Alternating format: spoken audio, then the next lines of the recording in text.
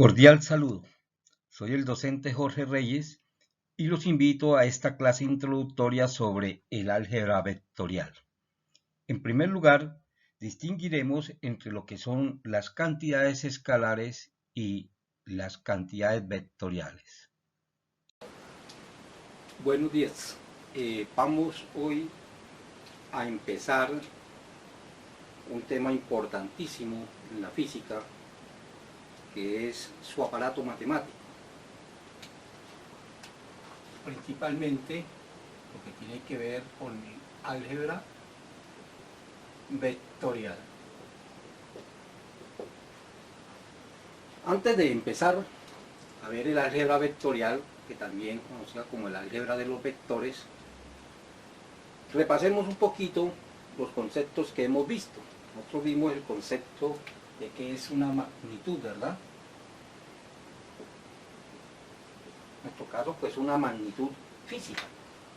Recuerde que una magnitud es una propiedad de la materia que es susceptible o que puede ser medida.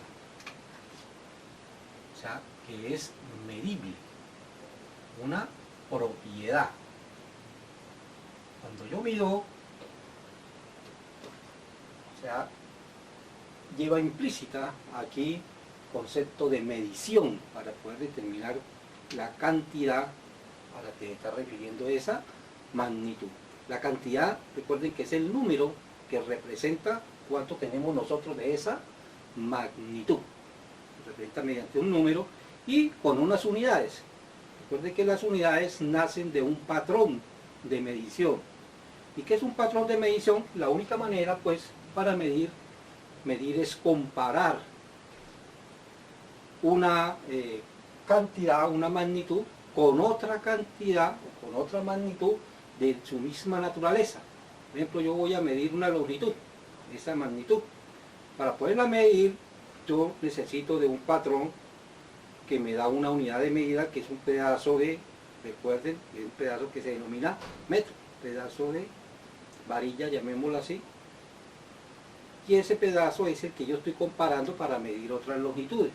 La medición implica entonces un proceso de comparación de una magnitud de una misma naturaleza para poderla determinar a las otras.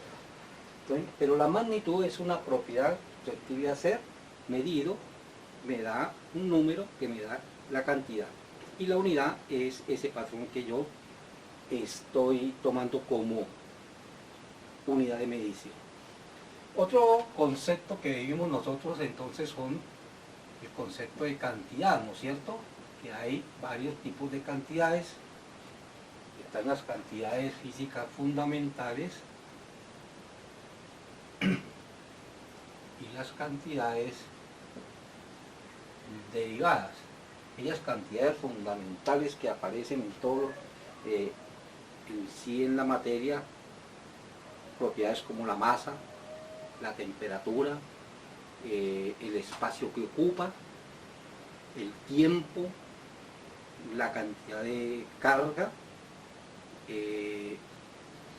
la cantidad de sustancia, cantidades que denominan fundamentales o indefinibles, es decir, que no se pueden definir a partir de otras.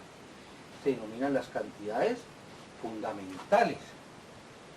Tenemos ese concepto: masa, tiempo,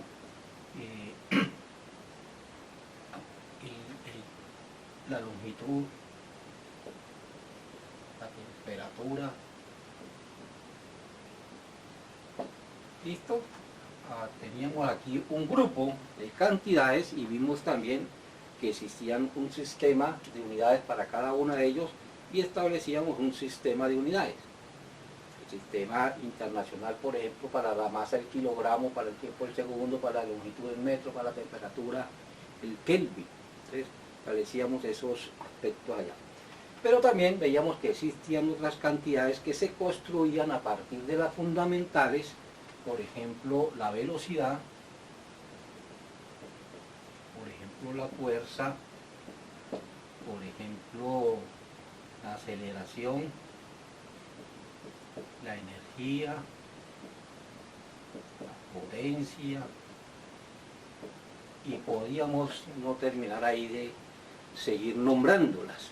Infinidad de cantidades que se definen a partir de estas.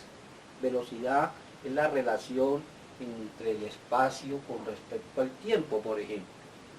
Pero la aceleración es cómo cambia la velocidad con respecto al tiempo. Entonces la relación entre unas cantidades con las otras me permite a mí definir unas nuevas cantidades. O sea, por eso se denomina definibles.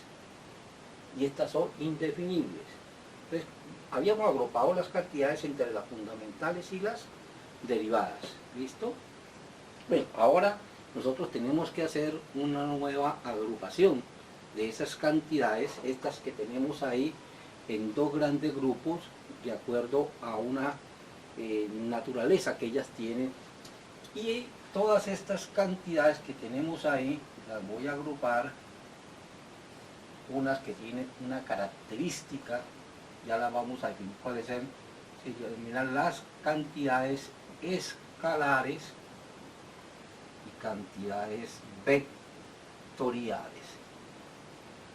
Unas de estas cantidades que están ahí van a venir aquí a este grupo de las vectoriales, y otro grupo de estas cantidades van a venir y las vamos a considerar cantidades escalares. Entonces, ¿cuáles van a quedar acá en este grupo y en este grupo? Vamos a ver cuál es la característica que yo debo tener en cuenta para meterla una cantidad aquí. Voy a nombrarlas, por ejemplo, algunas. Por ejemplo, el tiempo, voy a meterla acá, voy a meter acá la temperatura. ¿Listo? Pero no solamente fundamentales, aquí yo también puedo meter otras cantidades. Aquí, por ejemplo, densidad. Densidad es definible, una derivada. Aquí puedo meter la dureza de un material, por ejemplo. ¿Listo? Y en cantidades vectoriales también yo recojo aquí unas cantidades, por ejemplo, la velocidad, la fuerza, dije la velocidad, ¿no? La velocidad, la fuerza, la posición de un cuerpo, por ejemplo.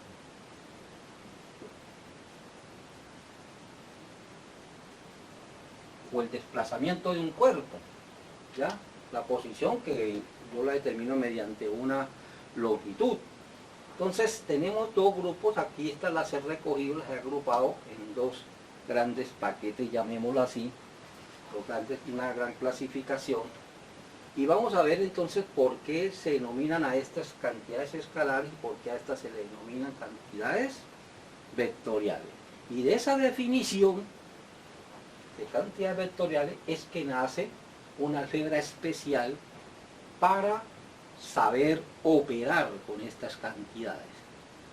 No se trabaja lo mismo que con las cantidades escalares, como ustedes ya vieron en el álgebra, sino que aquí requiere un tipo de operaciones matemáticas algo diferentes.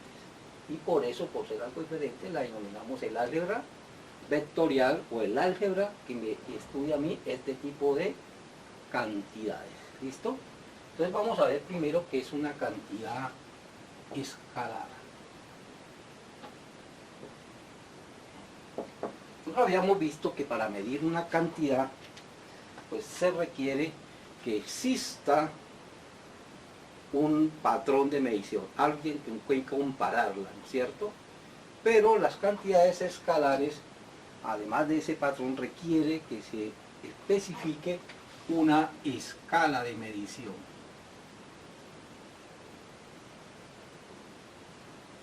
Requieren de una escala. ¿Listo? Pues vamos a ver qué entonces es ese concepto de escala. Escala, voy aquí más o menos a dar una idea. Escala viene de escalera, ¿cierto? O escalón, muchos escalones, o de gradas. Gradas van dando una escalera, un escalón, o grados. Es decir, son cantidades que se especifican mediante unos grados o escalones, o establecen como una especie de escalera en el proceso de medición. Para poder comprender mejor este concepto de escala en el proceso de medición, vamos a tomar una de ellas como ejemplo. Puede ser el tiempo o puede ser la temperatura. Veamos el caso del tiempo.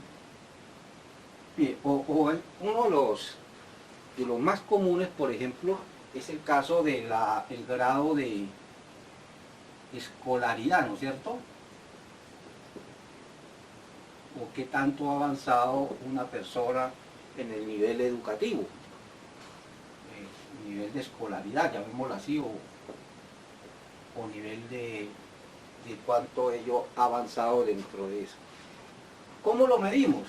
Existe una escala para medir la escolaridad, una escala que nace con el grado 0, ¿cierto? Hay un punto de partida, el grado 0, luego viene grado 1, grado, etcétera, termina por aquí en el 11 grado, entonces a esto se le llama el proceso de bachillerato, y luego viene el proceso aquí postsecundaria,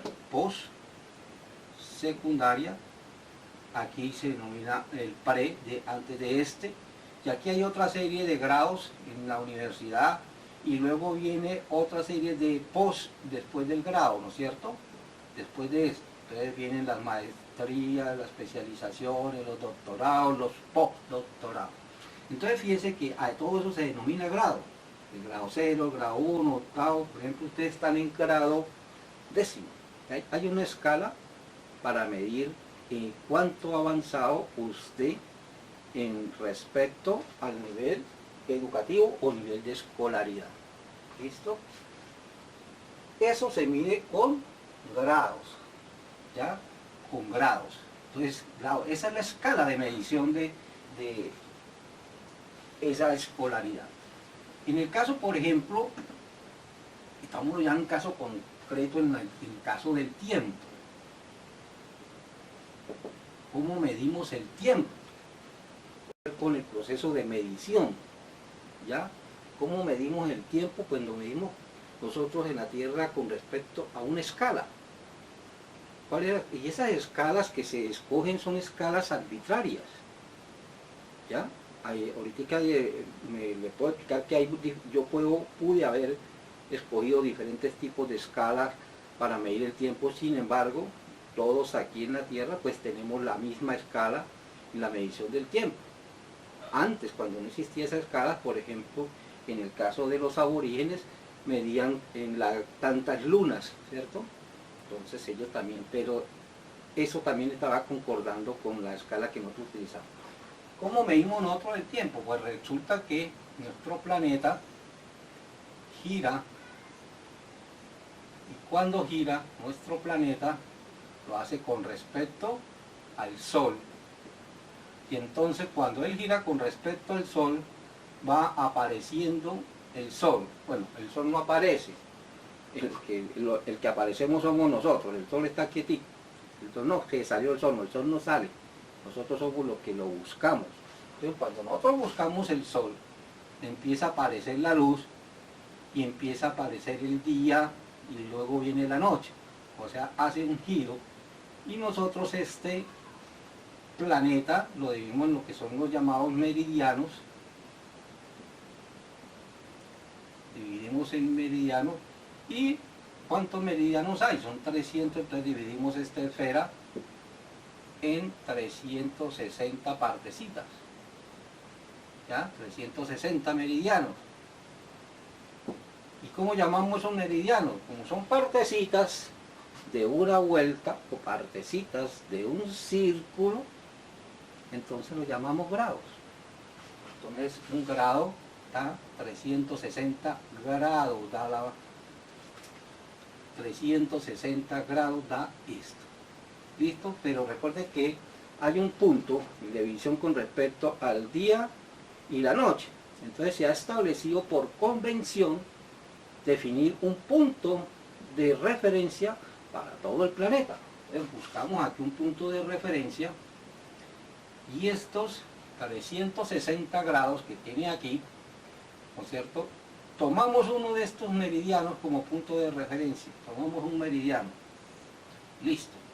Aquí lo llamamos el meridiano M, que en la práctica ese meridiano que se ha escogido se llama el meridiano de Greenwich.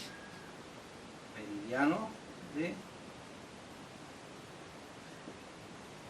Ese se llama así porque ese meridiano pasa por la ciudad de Greenwich, donde está un observatorio astronómico en la ciudad de Londres, en el Reino Unido. ¿Ya? Bueno, entonces ese meridiano de Greenwich establece entonces un punto de referencia a partir de ese. Se llama, cuando ese está aquí, llama él. Cuando está antes de él, se llama antes del meridiano, y aquí pasado meridiano. Pasado meridiano, antes del meridiano, ¿no es cierto? Hasta el meridiano. Esto, en términos este meridiano me divide a mí toda esta circunferencia en dos hemisferios. En el hemisferio occidental y en el hemisferio oriental. Dos meridianos. Pero hay un punto de referencia, entonces yo mido con respecto aquí. Aquí, por ejemplo, son las 12, cuando el sol encuentra aquí, ya cuando está hablando sobre el meridiano que nos llega a nosotros. Entonces hay unos países que ya van más adelantados de nosotros y hay unos que están antes de el meridiano, ¿ya? Entonces si yo digo a las 4, entonces a las 4 estaríamos aquí, ¿no es cierto? En este punto, comparado con este que es el punto 0, que serían nosotros las 12 M, y las 4 ya sería pasado el meridiano, o sea, por la tarde. Eso en términos podríamos haber definido como un punto 0, un punto positivo y uno negativo, antes y después. Siempre en el proceso de medición del tiempo, ¿qué mide el tiempo? El tiempo mide la relación con respecto a los acontecimientos, ¿ya?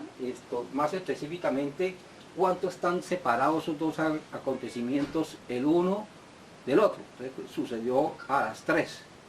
¿Con respecto a qué? Lo tengo que decir con respecto a que estoy midiendo, ¿no es cierto? No es lo mismo. Bueno, ¿qué ha pasado en la Tierra? Entonces, esto es la escala que nosotros estamos utilizando para medir el tiempo. Hay un punto de equilibrio, 0, después y antes, ¿no es cierto? Esto ya en cuestiones en cuestiones ya de horas. Entonces esta rotación de los 360 grados lo dividen en 24, ¿ya? Y acá una fracción de meridianos, 15 meridianos constituyen lo que se llama un uso horario. Entonces hable aquí el uso horario, 15, 15, 15, y dividen 15 por 24, le da 360 grados, y entonces da, cuando se da la vuelta completa el planeta con respecto al Sol, se dice que ha dado 24 horas, eso lo llaman un día. Y si él da la vuelta con respecto al Sol, una vuelta completa, se llama un año, y quiere decir que en el año ha dado 365 vueltas. Entonces el punto de referencia de nosotros para la medida del tiempo por convención la hemos tomado como esta escala de tiempo para medir. Puede haber sido medido de otra manera. Por ejemplo, las mujeres tienen más o menos con una determinada frecuencia algo que llama la menstruación, entonces tantas menstruaciones o después de tantas menstruaciones, o sea, podríamos tomar eso como un punto de referencia, pero no es muy estable. Hay mujeres que se le adelanta o que se le atrasa o que no le llega nunca. Entonces no sería una buena medida de tiempo. En cambio, esta cuestión, la Tierra siempre está girando de una manera constante con respecto al Sol, entonces me establece un punto de referencia. Bueno, hay ciertas variaciones para ciertas ciudades situadas con respecto al Ecuador, pero eso se corrige corriendo las horas o el reloj, o en algunas partes, por ejemplo, allá en los polos, que nunca se oculta el Sol. Pero ojo que esto es lo que se denomina una escala de medición, ¿cierto? En el caso del tiempo, no se requiere más para hacer medido. Ya yo el tiempo que estoy midiendo no que el tiempo hacia allá cuánto es, o el tiempo hacia allá, o el tiempo para arriba, o el tiempo abajo, el tiempo es el mismo. El tiempo es lo mismo en cualquier parte donde yo lo estoy midiendo aquí. No necesito que en determinada dirección sea diferente ese tiempo. Bueno, ahora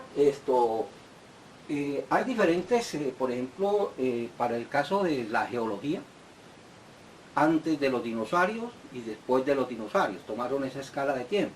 Los cristianos, o sea, los católicos, dice antes de Cristo, después de Cristo. Aquí en Colombia, por ejemplo, en los casos de la historia también ponen un punto de referencia para medir los acontecimientos. Con la muerte de Gaitán, antes de Gaitán, después de Gaitán. Siempre hay un punto de referencia que pasó antes y después, porque eso es el tiempo es la medida de lo que sucede entre dos acontecimientos. ¿Listo? Bueno, otra cantidad que veíamos ahí en el cuadro, que también es considerada escalar, es la temperatura.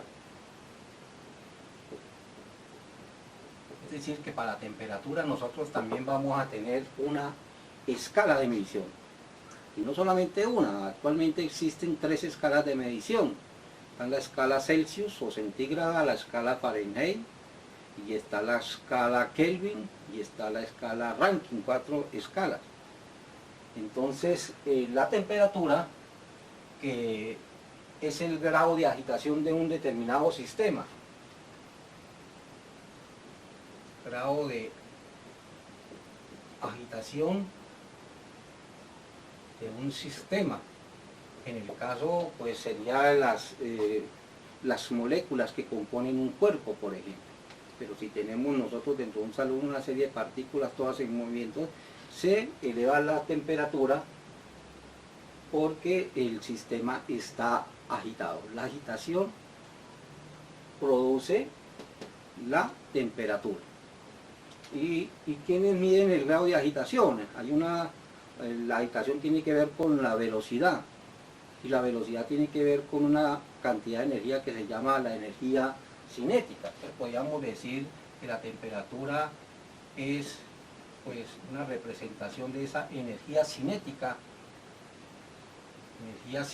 que tienen los cuerpos, está relacionada, ¿ya? La energía cinética es un medio de la masa por la velocidad. En este caso sería la velocidad promedio de las partículas que componen a ese cuerpo, que puede ser un conglomerado de moléculas o un conglomerado de partículas. Bueno, pero la temperatura es está relacionada con la energía y está relacionado con el calor. Vamos a ver cómo es eso. Por ahora vamos a ver cómo es la escala de temperatura. Por ejemplo, la escala de temperatura, una escala se llama la escala centígrada, o también llamada escala Celsius. Esta es la escala más usada en el mundo. Bueno, en Estados Unidos utilizan la escala Fahrenheit y en Inglaterra, pero la escala centígrados la utilizamos nosotros aquí, en nuestro país.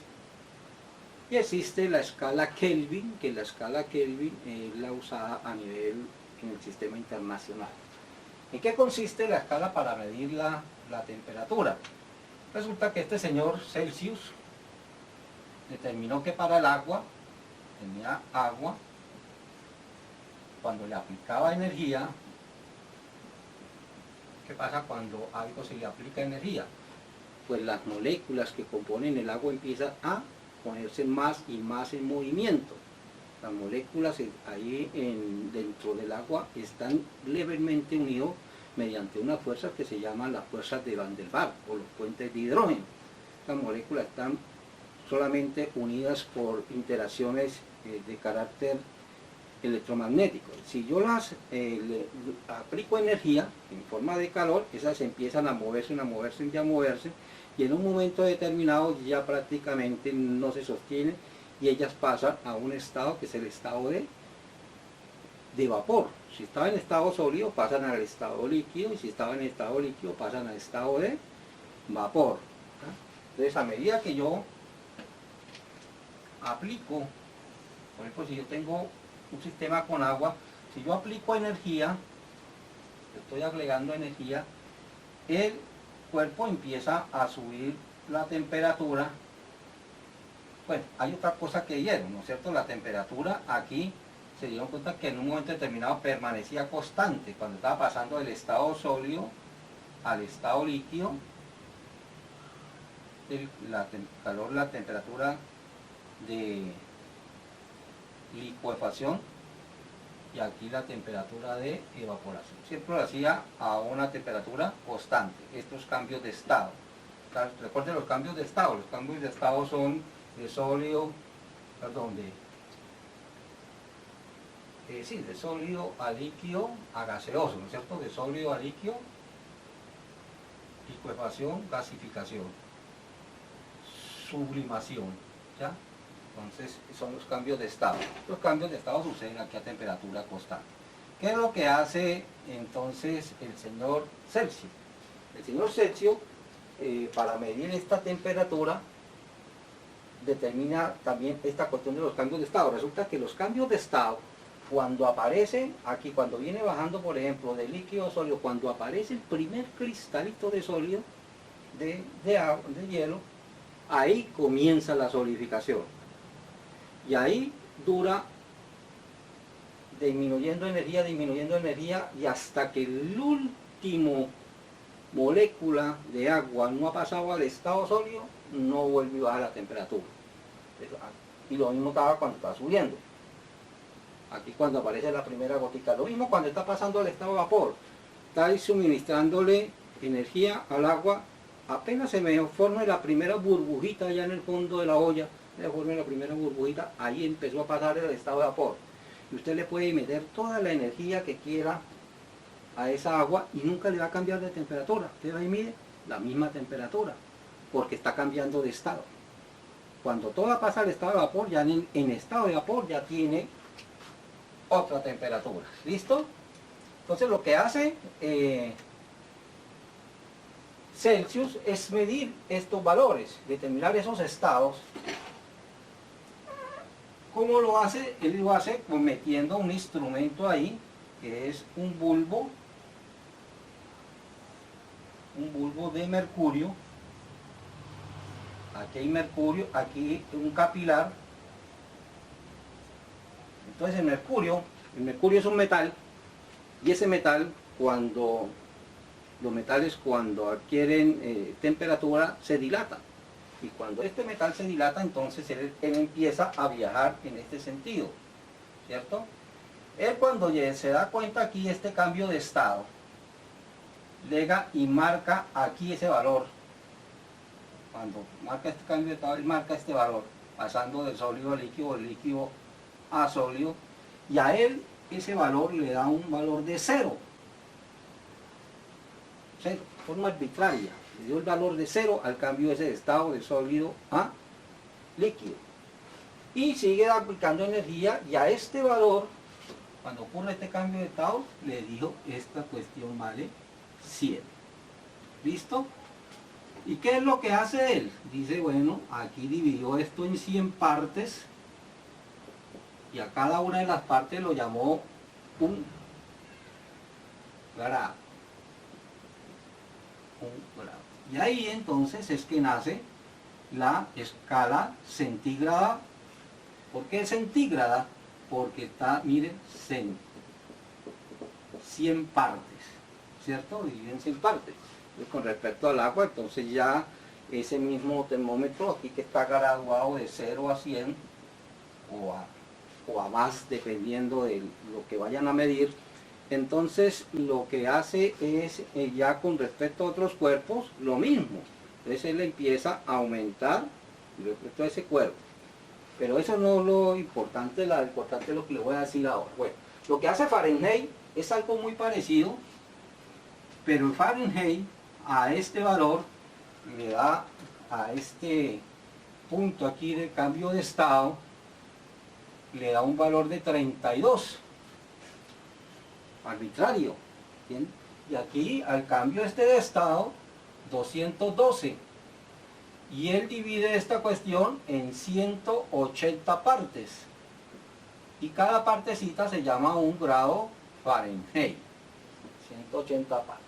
Pero entonces hay una equivalencia entre este 0 con este 32 y entre estas dos escalas hay una equivalencia que usted ya lo sabe y está dada mediante la ecuación para un grado con respecto. Lo que hace la escala Kelvin es que la temperatura más bajita que se puede aquí encontrar es menos 273,15. Esta escala tiene una parte positiva, el 0, y una parte negativa. Esta parte aquí también tiene negativa y tiene una parte positiva. Entonces, toda escala tiene este punto de equilibrio, 0, positivo, o sea, antes del 0 y después del 0. Así como era antes del meridiano, después del meridiano. ¿Está claro? Aquí lo mismo, negativo o positivo. O sea, 20 grados sobre 0, o menos 20 grados, o 20 grados bajo 0. O sea, bajo arriba. Entonces, ese es el concepto de escala de medición. ¿Listo? La escala Kelvin lo que hace es lo siguiente: la escala Kelvin le da a este valor, le da el valor de 0. Este valor es la temperatura más baja, únicamente en la que se puede conseguir en cualquier parte del universo. O sea, lo más bajo, recuerde que es el grado de agitación, pero si algo ya está en su máxima quietud, ya no puede estar más quieto. Y eso se da con esta temperatura. A esta temperatura el cuerpo llega a una quietud total. Entonces, como eso es el límite inferior en el universo, lo que hace la escala Kelvin, darle a ese valor el punto de 0. Entonces aquí no va a haber un punto hacia acá, sino que siempre son positivas. Entonces la escala Kelvin, por eso se llama la escala absoluta, valor absoluto, siempre son positivas. Y también está dividida por 100 partes, o sea, también está basado en lo que es la escala centígrada. Esta sí, con el sistema sexagesimal, las van de 60 en 60, mientras que estas son de 100 en 100 grados centígrados. ¿Listo? Bueno, ¿por qué se llama entonces cantidad escalar? Porque requiere de estas escalas para poder ser determinada. Pero tiene una característica muy importante, la cuestión es que usted, por ejemplo, la temperatura de nuestro cuerpo es 36 grados centígrados, la normal, ¿no? A menos que tenga COVID, tendrá por a 30 y pico. Pero usted le puede determinar la temperatura, ¿listo? Te pone aquí, determina la temperatura, aquí, determina la temperatura. Pueden determinar aquí como lo están haciendo ahorita, con tal, le ponen el termómetro acá, el digital, se lo colocan acá en el cuello, se la colocan en cualquier lado y le determinan la temperatura. Incluso por detrás también le pueden determinar la temperatura. Es decir, no hay una dirección en la cual yo le digo, póngaselo aquí así porque aquí así la temperatura es diferente que así o que así o que así. La temperatura es la misma aquí medida en el salón como se dé en cualquier punto y en cualquier dirección. No depende, como es la medida del tiempo. El tiempo acá en este punto es igual acá, allá, o si lo mido yo hacia allá, o si lo mido mirando para allá. El tiempo es el mismo. La temperatura es la misma como la mida. No depende de eso. ¿Listo? Esa es una cantidad escalar. No va a depender de esa condición. Vamos a ver que la cantidad vectorial en cambio sí. Entonces hay cantidades que sí van a depender de si usted la mide, actúa hacia allá, es diferente que hacia allá o en cualquier dirección, es diferente. De esas cantidades que van a depender de otras condiciones es la que vamos a llamar nosotros las cantidades vectoriales. ¿Listo? Bueno, aquí con respecto a la cantidad de escalares, eso era lo que quiere decir. Entonces, ¿qué tiene una cantidad escalar? La cantidad escalar tiene un signo, que puede ser más o menos, tiene un signo. ¿Qué significa ese signo? La ubicación en la escala, ¿no es cierto? Si está por debajo o por encima, es la ubicación en la escala.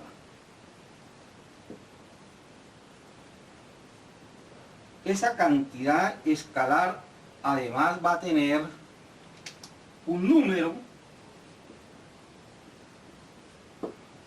que me dice cuánto está por arriba o cuánto está por abajo.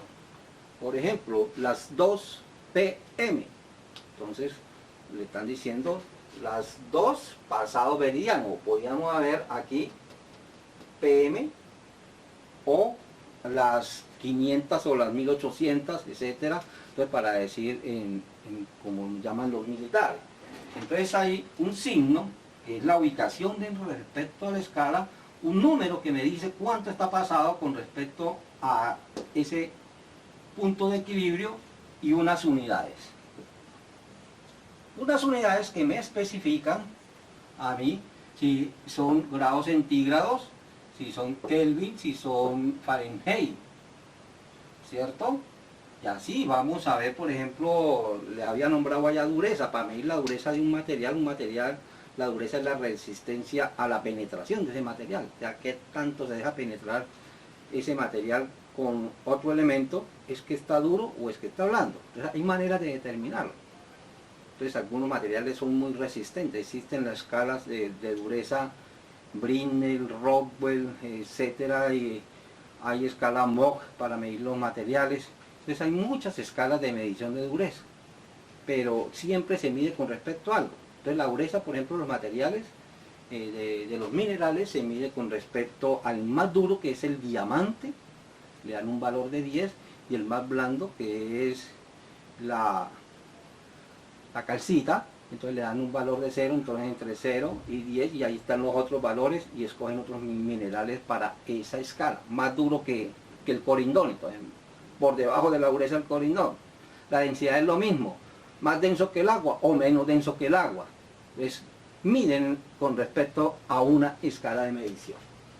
Pero lo más importante es que con esto ya está determinada, con un número, un signo y unas unidades. No le falta más.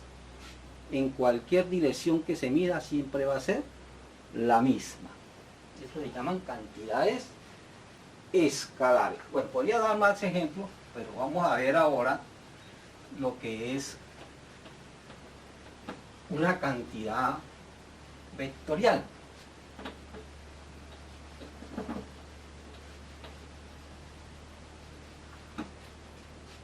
Cantidad vectorial.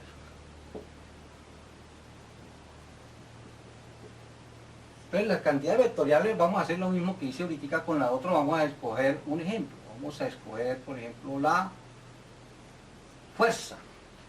¿Listo? La fuerza. ¿Cuáles son las unidades de fuerza? Ustedes saben que las unidades de fuerza se miden en Newton,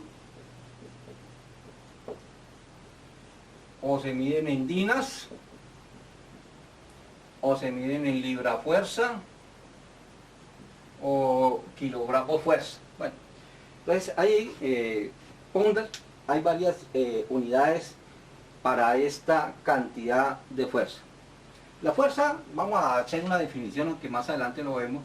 La fuerza la podemos definir así rápidamente como un empujón o un alón que un cuerpo hace sobre otro. Es decir, que cuando un cuerpo interactúa con el otro, va a aparecer algo que se llama la fuerza.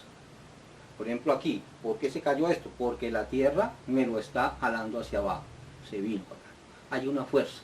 La fuerza pueden actuar por contacto o pueden actuar a distancia, como el caso de esta cuestión que se cayó ahí. Entonces, eso de la naturaleza de la fuerza, todo lo veremos más adelante. Pero la fuerza es alar, ¿no es cierto? En términos así, alar o empujar, llamémoslo así. Por ahora tengamos este concepto. Entonces, si yo tengo un cuerpo acá, vamos a suponer que este cuerpo sea yo, por ejemplo. Este soy yo representado ahí mediante esto, y yo le digo, aplíquele a ese cuerpo 200 newton de fuerza. Vamos a aplicarle a este cuerpo 200 newton por la fuerza. Cuando yo le digo aplíquele 200 newton de fuerza, significa álelo o empújelo con esta cantidad de fuerza, 200 newton. Entonces, fíjese lo siguiente. Yo le puedo aplicar, pero digo, ¿hacia dónde? si yo sé aquí me aplican esta fuerza a mí, me empujan por acá de la cabeza, ¿qué hago? Prácticamente trato de girar, ¿no es cierto? Y trato de irme para allá. Entonces, el efecto físico de aplicar esta fuerza hacia allá, 200 newton, hacia allá, va a hacer que yo me mueva hacia allá y que rote en este sentido, o que me desplace hacia allá. Me va a producir dos efectos, y si me lo aplican aquí directamente en el ombligo, ¿qué va a pasar? Pues ya no voy a rotar, ¿no es cierto? Simplemente me voy a desplazar, me voy a mover hacia allá, pero ya no. ¿Y qué pasa si me la aplican en los pies? O sea, si alguien llega y me aplica una fuerza por aquí, entonces yo, ¿qué va a pasar conmigo? Yo también me voy a de pronto a desplazar, pero también voy a girar, pero ahora en sentido contrario. Ahora me van a hacer girar hacia allá, ya no hacia acá, sino que me van a producir un rozamiento, o me pueden desplazar hacia allá. Me desplaza y me rota, ¿no es cierto? Me desplaza, aquí me rota en sentido y me desplaza.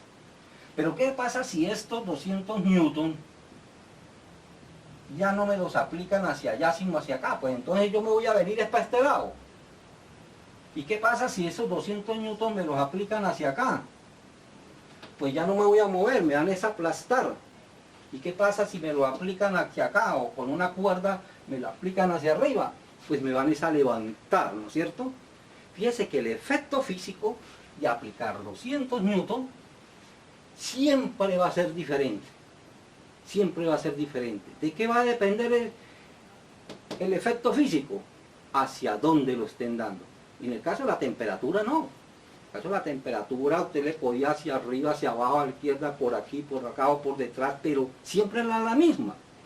Aquí no, mire que por donde usted lo haga, el efecto físico sobre este que soy yo, el efecto físico va a ser diferente.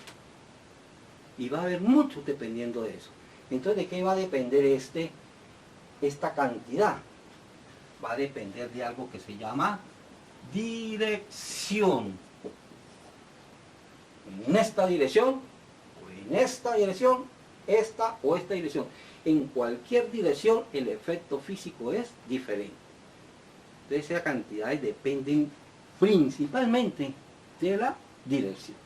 Entonces, esta cantidad tiene un número, tiene también un signo, tiene un número, tiene unas unidades,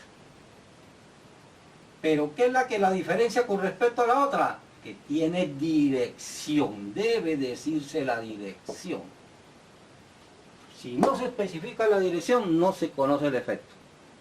A usted le pueden decir, mírale la temperatura, ya le digo, en cualquier dirección que él aplique, le va a funcionar en el cuerpo. Pero aquí no, aquí le tiene que decir en qué dirección, porque mire que el efecto físico es diferente. Entonces esta cantidad, que tiene además de signo, igual que la otra, de número, igual que la otra, y de unidades, igual que la otra, necesita que se diga hacia dónde, es decir, dirección. Estas cantidades que requieren de esto se llaman cantidades vectoriales. Y ya vamos a ver por qué se le llama vector. Vector, ¿listo? Y lo voy a representar por ahora así mediante una flecha. Y verdaderamente, pues así se representa, mediante una flecha que me dice hacia allá o hacia allá. Una flecha me está especificando eso. ¿Listo? Por ejemplo, otro ejemplo, antes acá, si a mí me dicen muévase o desplácese 3 metros, ¿qué pasa? Puedo coger para allá, puedo coger para allá, puedo dar un salto, puedo mover para allá, puedo coger para cualquier lado. Pero si no me dicen para dónde, mire que el efecto físico de moverse o de desplazarse es diferente si no me digo. Yo digo, desplácese 2 metros hacia el norte. Listo, me voy para allá. Solamente hay una sola dirección. Solamente hay un solo desplazamiento. ¿Listo? Entonces, ¿de qué va a depender el desplazamiento? El desplazamiento va a depender de hacia dónde. porque si no el efecto. Lo mismo con la velocidad la teníamos aquí también catalogada como vectorial. Muévase por hora, bueno, a 24 kilómetros por hora, me puedo estar moviendo para allá, para allá, para allá. No, tiene que decir para dónde, porque o si no se va para el hueco, o si no se sale de la carretera, o si no se estrella, o si no cualquier cosa, tiene que decirse la dirección.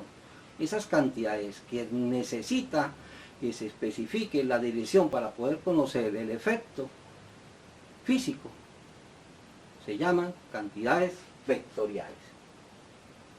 ¿Listo? Cantidades vectoriales. Ya vamos a entrar entonces al estudio de esas cantidades. Las cantidades vectoriales se representan esto. Fíjese que aquí signo, número y esto se denomina, esto hasta aquí ¿qué es? Hasta aquí es una escalar, ¿sí ve? Esto es un escalar. Pero un escalar más dirección se llama cantidad vectorial. O sea, podríamos definir una cantidad vectorial como un escalar con dirección. ¿Ya? También la podríamos decir de forma. Por ejemplo, y en caso de la velocidad que hablábamos ahorita, la velocidad es un escalar, ¿no es cierto? Pero rapidez, que es muy similar. Una persona es rápida, muévase para donde se mueva. Esa persona se mueve a 20 metros por segundo, hombre, para cualquier lado es rápido, pero en una sola dirección es veloz. Entonces viene la diferencia entre qué es velocidad y qué es rapidez. La rapidez es esto, la magnitud de la velocidad. La magnitud, o sea, esto, ¿cuánto? El número. 20 metros por segundo. 20 metros por segundo. Esto se llama rapidez. Pero 20 metros por segundo hacia el norte se llama velocidad. 20 metros por segundo hacia el norte se llama velocidad, porque ya está diciendo hacia dónde. Y 20 metros por segundo se llama rapidez. Entonces podríamos decir que la velocidad, o sea el vector velocidad, es la rapidez con dirección. Lo que decíamos acá. ¿Por qué? Porque esto es escalar, la rapidez es un escalar. O sea, ¿qué tan rápido es? Hombre, era más veloz que un rayo, era más veloz que tal, o sea, lo compara. Hay una escala comparándola con algo, ¿no es cierto? Cambio en la velocidad no, porque ya en la velocidad le mete el concepto de dirección. Bueno, vamos a ver esto más adelante, ya aquí vamos entrando al concepto de vector. Vector es una figura matemática que se utiliza para representar a las cantidades vectoriales. Vector es eso. Y vector en términos ya matemáticos es una flecha. Entonces vamos a entrar a ese concepto en la próxima clase. Muchas gracias. Los dejo con estas dos frases de estos dos grandes líderes mundiales, el brasilero Paulo Freire y el sudafricano Nelson Mandela.